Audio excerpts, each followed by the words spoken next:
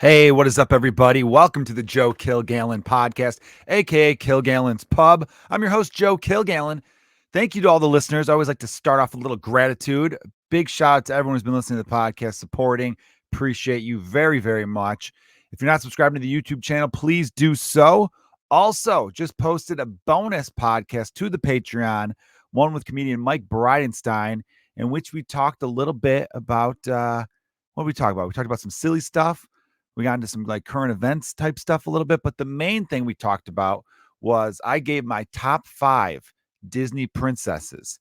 And in case you're wondering, I made sure 2 qualifications had to be over 18 and couldn't be an animal. All right. Because we all know adult Nala in The Lion King. I'm talking about the animated one, 1994 ish. She had some crazy fuck me eyes. Okay. If you're not aware of this scene, I think if you just Google Nala, fuck me eyes, you're going to experience some things as a man, and you're going to be thinking, this is an animated lioness. What the fuck is going on with my brain right now? And you accept who you are. Don't fight it. Okay. Use it and see if it doesn't improve your life a little bit. You know what I mean? So that is on the Patreon. So feel free to check that out for as little as $3 a month. Just a couple bucks there, a little over $3 a month. They call it the draft beer tier. Now, if you want to go all the way up to the $9 one, you get an executive producer credit on all YouTube podcast clips. How about that shit? Pretty sweet right there, right? Okay, listen, listeners. I'm rocking solo again, 3rd week in a row solo. Some of you are cool with that. Some of you might want to guest. I don't know where everyone stands. But I'm going to do another tight little solo podcast for you. I keep them around 20 to 30 minutes when I go solo. So again, if you're new to the podcast and you've only heard the solo ones, go back and listen to a guest, and then maybe you'll have an opinion. I don't know. Guests will be returning. There's a whole lot of shuffling around. I got to give myself more of a window in which if something needs to be rescheduled, it doesn't make it so that I'm like a whole week late on a podcast. Because since I've come back, I took a hiatus in August, came back in September. I've had an episode out every Thursday. I've not missed a Thursday yet. And I need to keep that going. It feels good for me. And I think it's cool for the listeners, right? Consistency is the name of the game. Now, I had it last week. It was the guest's fault. This week, it was kind of my fault because I got added to a show. Shout out to my guy, Abby Sanchez, took me out to open for him in South Beloit, Wisconsin last night. Fun show. Had a good time at Mustangs out there. Also, thank you to all the people who came out to see me at Chameleons Comedy Club in Cincinnati. All 4 of you. You guys were amazing. I really appreciate it. No, Cincinnati's a fun town. I discovered some stuff, guys. I like Nepalese food or Indian food, whatever it is. It's I think it was Nepalese, which is kind of like border of India and China. It's good stuff. I used to be the pickiest eater. I don't know if anyone else out there is a picky eater still. Let it go. Just try new shit. You know, I'm trying to get my 4-year-old and 2-year-old to try stuff, but I was picky like them, so I can't be mad. But now that I know what I know, I want to be like, shit, I wish I wasn't a picky eater when I was a little kid. It made it difficult on my parents. And I want, because you really are missing out. But it feels like it's okay to be a picky eater as a kid. You're supposed to be. It's right around my late 20s, I finally turned around. And even that's too late. Because I was talking to my buddy and he was like, dude, I was somewhere in this like 24-year-old was like, I didn't want to try it. It's like, dude, you grow the fuck up. And I'm like, yeah, I'm kind of under that too. Unless you know damn well, you're like, oh, it has this ingredient. I never like anything with that ingredient. No shit. You're not going to taste that. But I walked into this place. First of all, it didn't have like a ethnic sounding name. It was called Bridges. So I'm like, oh, okay. The picture had a chicken on it. Maybe they got some chicken. And I walked in and I'm like, ooh, with my buddy Rudy Ascott. Shout out to the rude dude. And I'm like, oh, I don't know about this. But the women behind the register or the counter, they were like, oh, we've got this. Do you like this? We got samples. And I'm like, well, fuck yeah, I'll take a sample. And I'm like, ooh, this is pretty good. And like, we got this one's a little more spicy. I took a bite. I'm like, it is spicy, but you know what? I kind of like it. All right, let's roll the dice. Let's have some fun with it. And I was thoroughly impressed. I really enjoyed it. So now I think I'm going to be a guy that is going to be in Nepalese or Indian food restaurants. So shout out to the Indian listeners. I like your cuisine. And maybe that's way different than Nepalese. I don't know. I'm probably being ignorant on the food stuff there, but they kind of said it was like a Nepalese Indian fusion is what they told me. Maybe the one owner's from Nepal. Or is it Nepal or Naples? Yeah, Nepal. And the other one's from India. And that's how they were like, let's combine this shit, which makes sense to me. Yeah, Cincinnati's a cool town. The comedians who are all there, they have a really cool comedy scene. I had fun out there. I am doing shows in CG's Comedy Club in Bolingbrook coming up. If you are in the Chicagoland area, I would love for you to come on out there. 2 shows. If they sell out, they'll add more, though, of course. So Friday and Saturday night, October 15th and 16th, I will be in Bolingbrook. Now, I've been annoyed lately.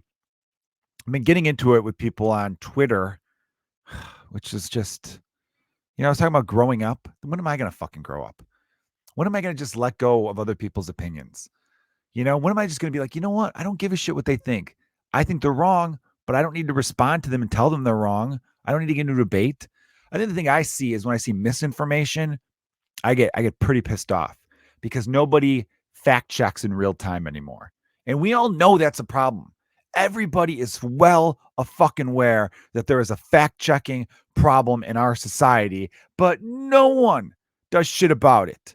So few people, I should say. I don't want to say fucking no one because I hate assholes who do that stuff where they go, all men or all of this people. It's like, it's not all of them, fuckhead. Right? Come on. Really? Every single one? Every single one you mean to tell me? No, you're just being fucking lazy. Instead of saying all, say some. You could say most. You could say the vast majority. I'm cool with all those, but don't say all because it makes you lazy as shit. Anyhow, it's funny too because when I get mad about misinformation, it's always like sports related. It's never anything real serious. But, the Yankees and Red Sox face each other in the wild card game on Tuesday evening.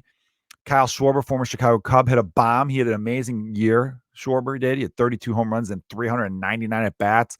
Had a career high in batting average around 267 if you're into old school stats like that. But as far as new school stats, they were all off the charts. He had an awesome season, especially offensively. Defensively, you know what you're getting out of Kyle, and that's quite all right. He's a lefty masher, right? You know what you're signing up for. He hits a home run, of course, off Garrett Cole, which he loves doing. And a person I like a lot. So I'm not going to say who because I don't want people thinking he's an idiot or whatever. He blamed the Cubs' previous president of baseball operations, Theo Epstein. And I had a comment being like, well, it was actually Jed Hoyer that had non-tendered Kyle Schwarber. Non-tendered means they didn't offer him a contract. They could have. They had control on him, but they let him walk for free, essentially. They basically cut his ass. And I'm just like, well, wrong guy. And the misinformation's already out there. They had 20 comments being like, yeah, what a fucking idiot. Guy's a fucking idiot. People sharing it. It's all out there. There's no retraction on my dude's part, on the guy I like, I didn't, I was a little annoyed with him in that moment, but there was no retraction. So that shit pisses me off. See, this isn't so much about baseball now. I'm making about fucking, when you get corrected, you have to either correct it or remove it because all you're doing is keeping people dumb. You put out wrong information and just don't do that. I don't know. Consistency. I've been really trying to figure out why I feel the need to correct people.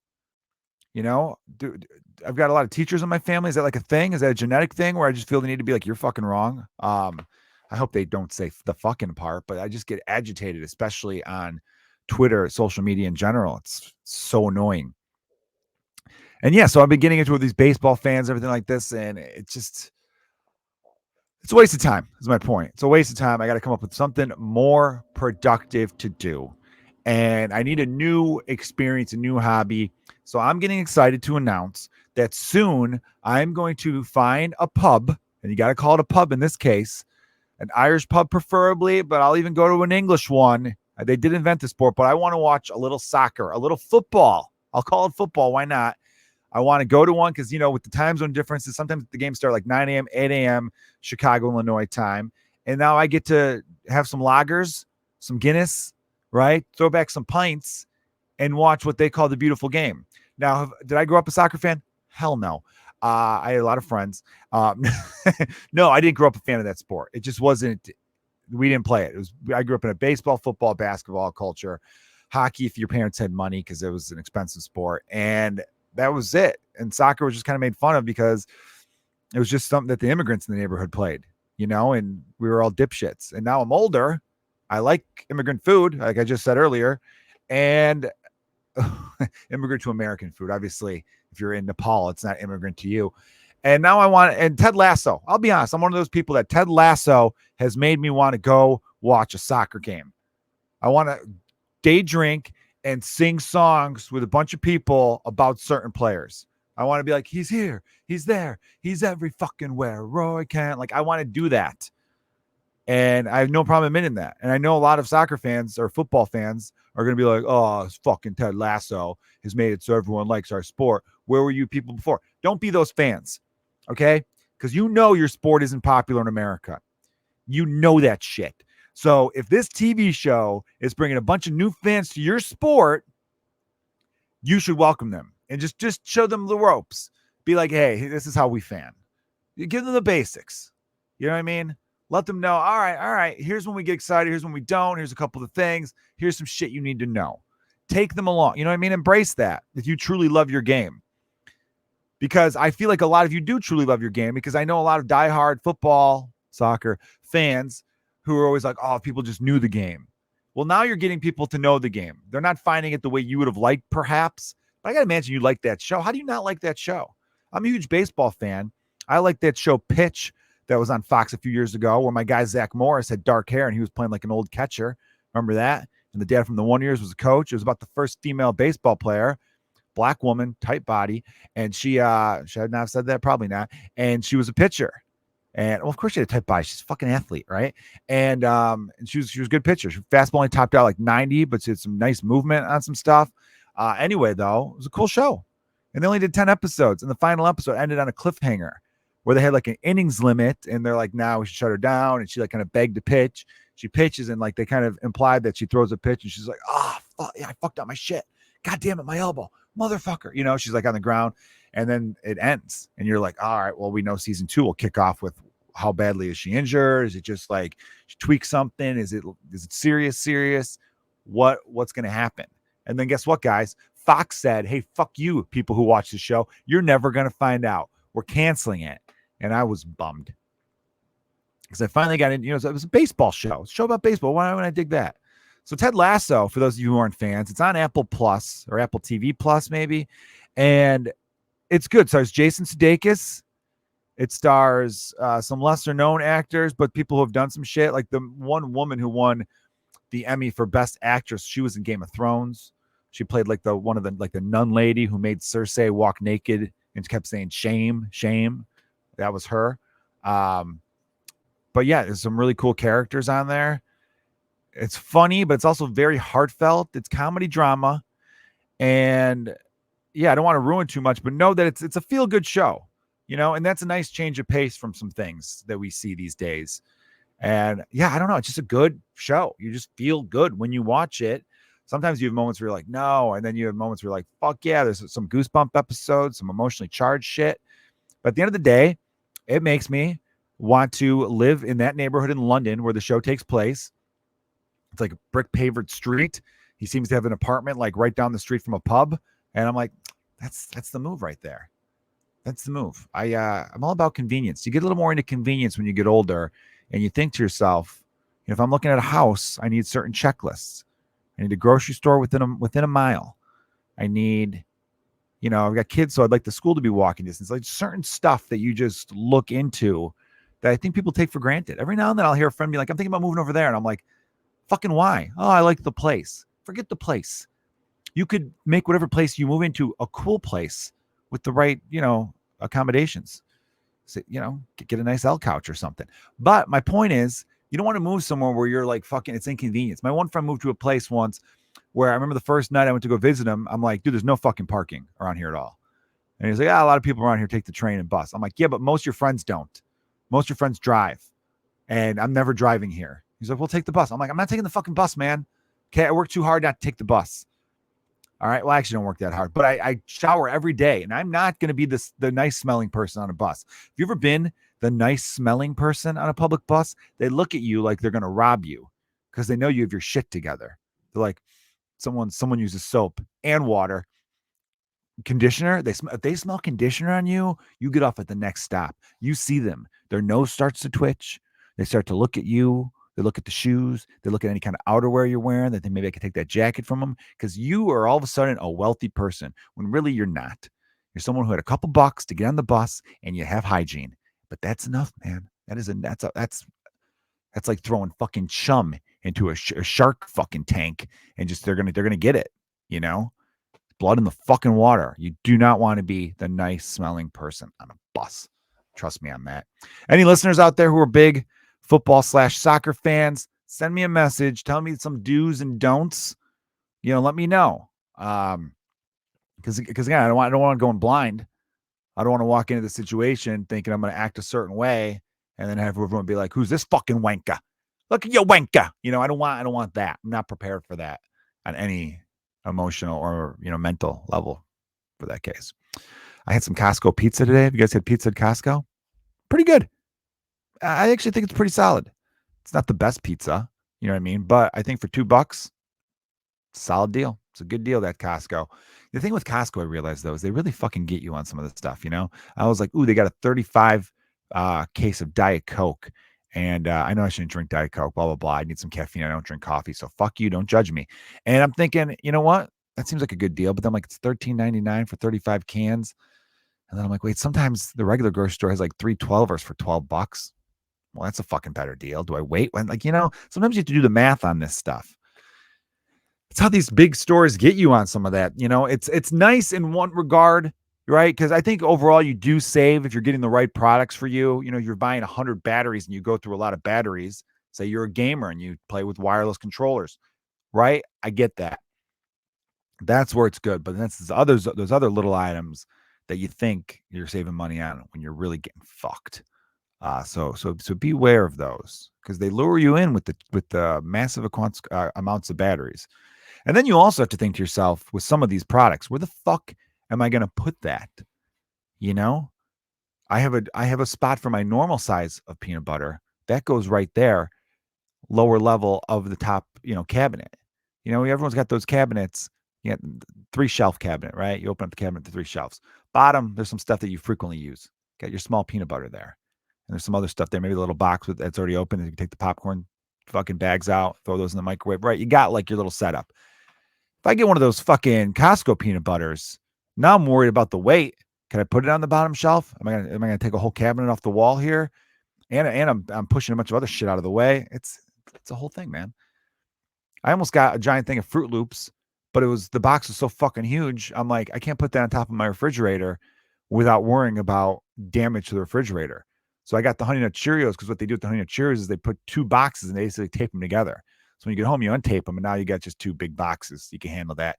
Put one in one spot, throw another in like a hidden area, and then there you go. And then when you're done, you move on to the next thing. All right, enough about Costco, guys.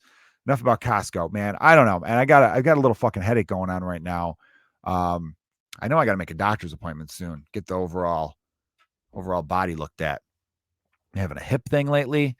Yeah, I don't know. Fucking, you get to an age, upper 30s, everybody. Feels weird saying upper 30s, but I did turn 37 recently. And you start looking at yourself going, is that freckle? Was that freckle always there? I don't think that freckle was already there. And then you're like, oh, that's just a dead bug that I slapped on my forearm earlier. All right, no big deal. Not a freckle. I don't know. You got to take it all with a grain of salt. Figure it all out. See what you're doing with your body. All that kind of shit. Been playing poker late. Oh, you know what I want to do? Here's a little juicy thing I could talk about for you guys.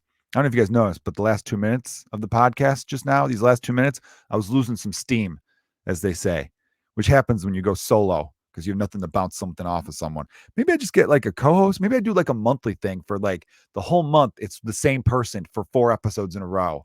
Like they have a residency, as they call it, or it's like this is the house guest. So welcome to the Joe Kilgallon Podcast. Here's my guest. You're going to be joining us all month. And every week we tackle like a certain subject matter. Like this week is movies. Next week we'll go music.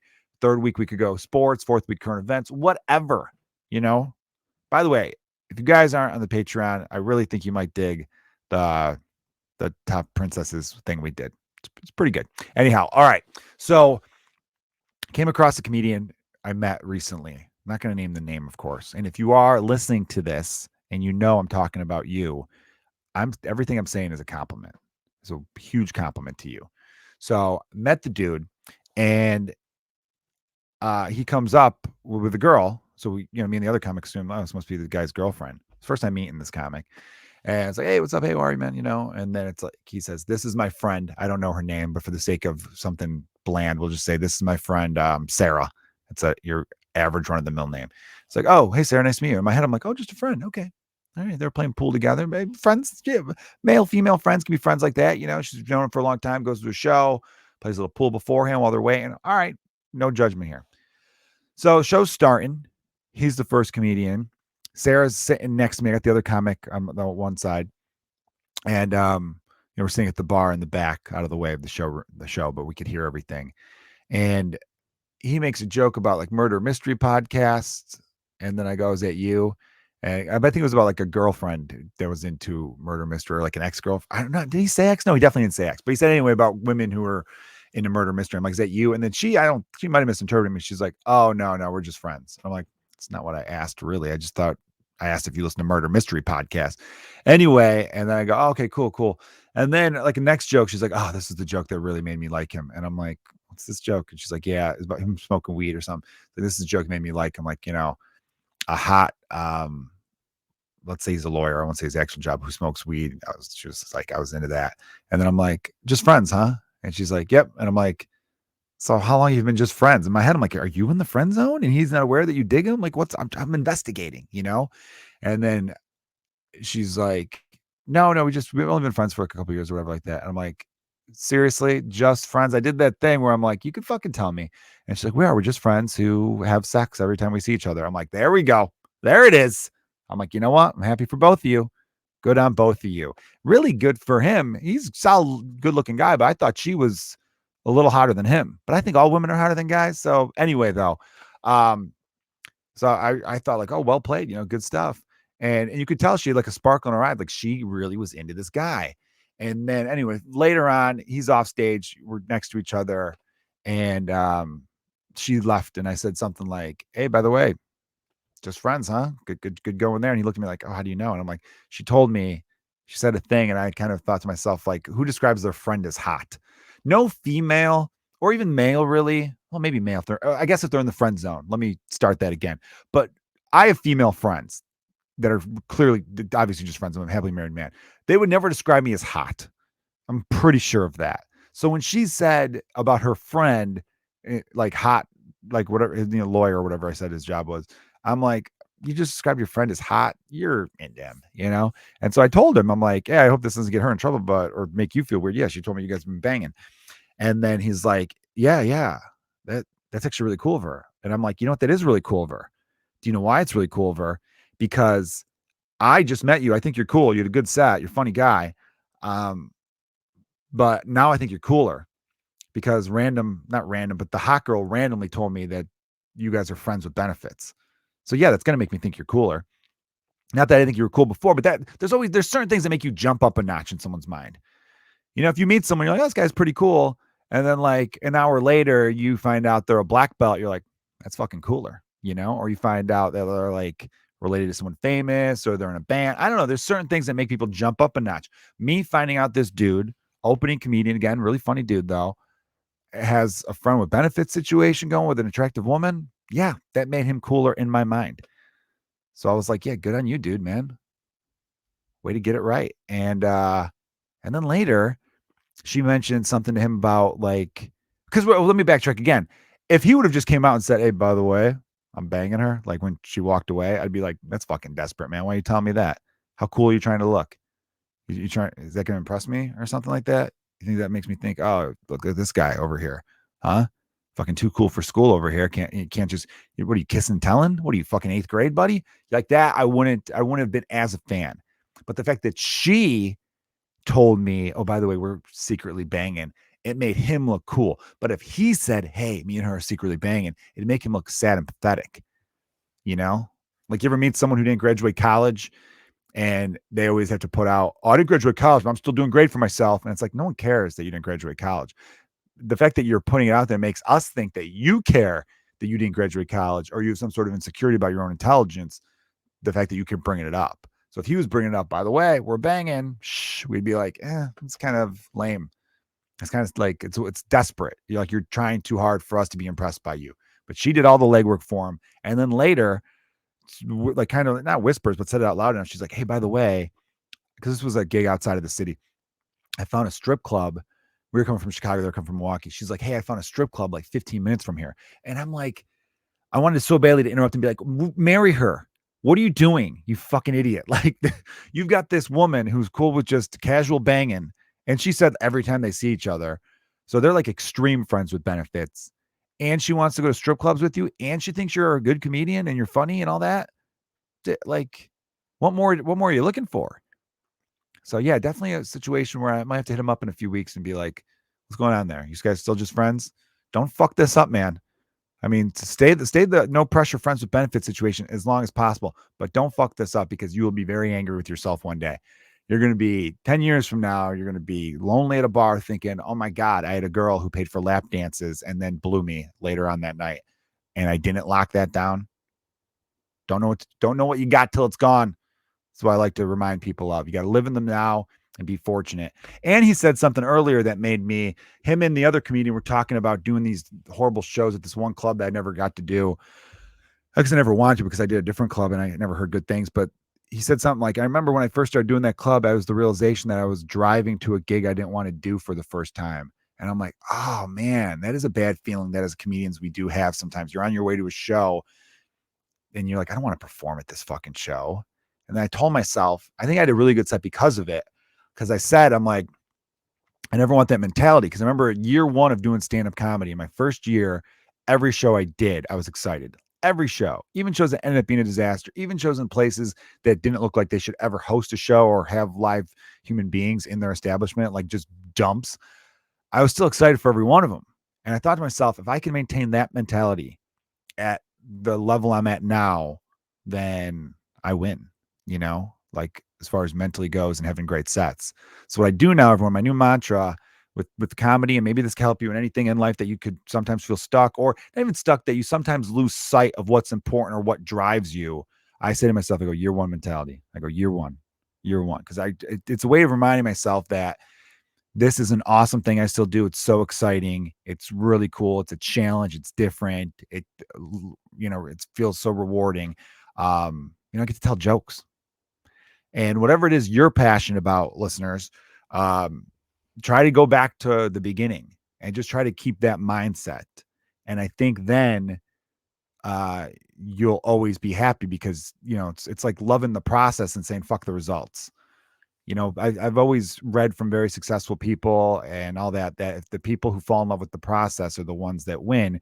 Because if you're all results driven, you'll achieve what you set out to, but then you're like, what's next? And then you're never really happy. You're just constantly in the mode of chasing something that may never arrive. Ooh, that was deep. I gotta end the podcast on that. All right, everyone. Thanks for listening to the Joe Kilgallon Podcast, aka Kilgallon's Pub. You all are the best for listening. Tell your friends, check out past episodes, support the Patreon if you can. And as always, cheers.